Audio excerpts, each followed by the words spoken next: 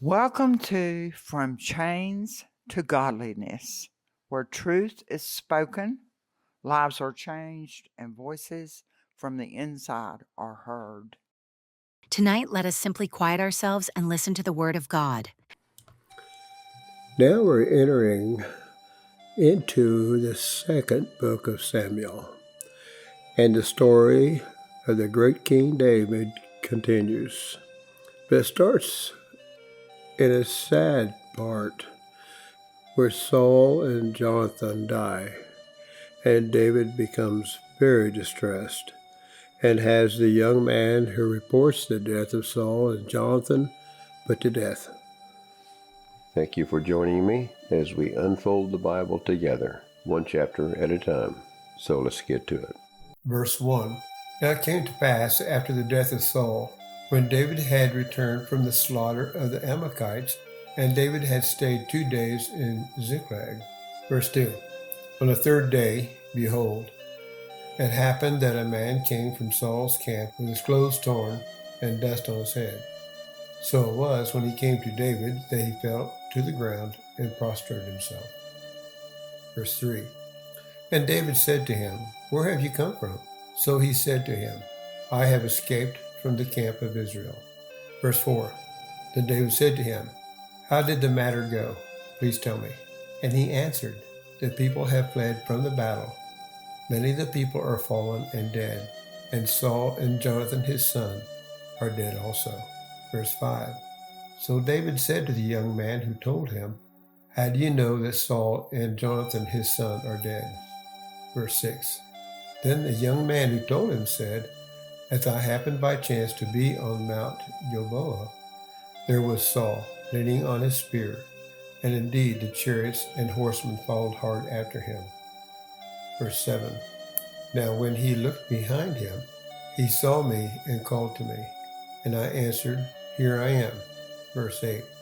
And he said to me, Who are you? So I answered him, I am an Amalekite. Verse 9.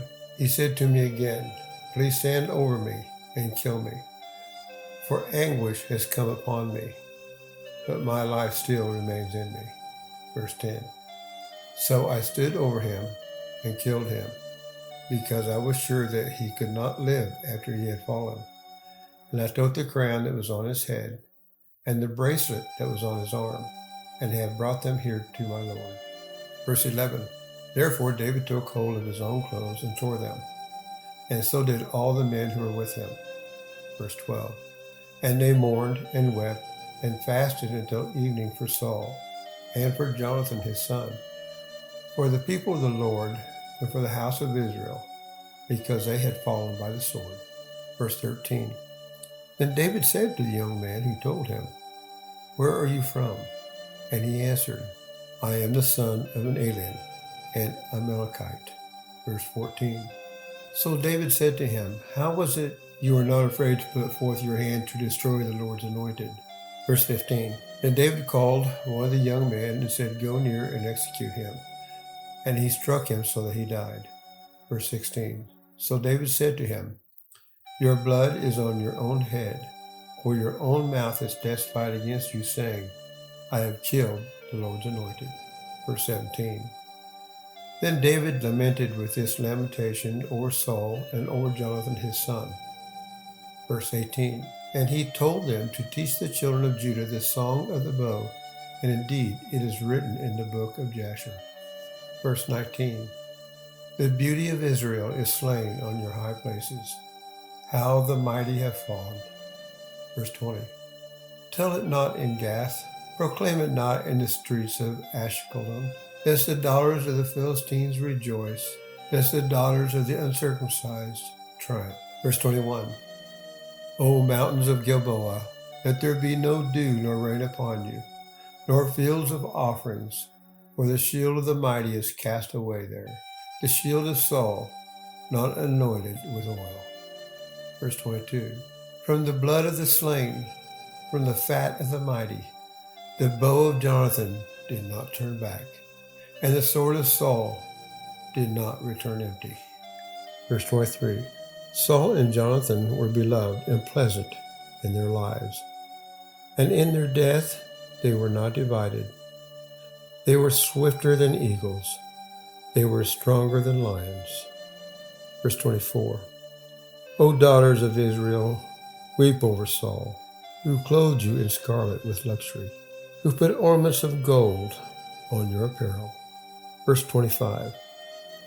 How the mighty have fallen in the midst of the battle. Jonathan was slain in your high places. Verse 26. I am distressed for you, my brother Jonathan. You have been very pleasant to me. Your love to me was wonderful, surpassing the love of women. Verse 27. How the mighty have fallen, and the weapons of war perished. Hey friends, I want to take a moment to invite you into something bigger than all of us. In Matthew 28:18-20, Jesus gave us a clear mission. Go and make disciples of all nations, teaching them to obey everything I have commanded you. If this podcast encourages you or helps you grow in your walk with Christ, would you consider joining me in taking the word to the world? Whether it's by sharing this episode, praying for the mission, or supporting the work. Let's teach to obey, not just to know.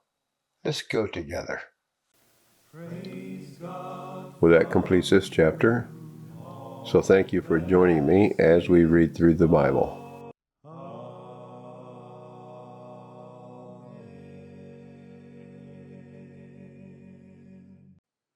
Thank you so much for listening. For full lessons and deeper study, visit the blog at theparkprisonministry.org.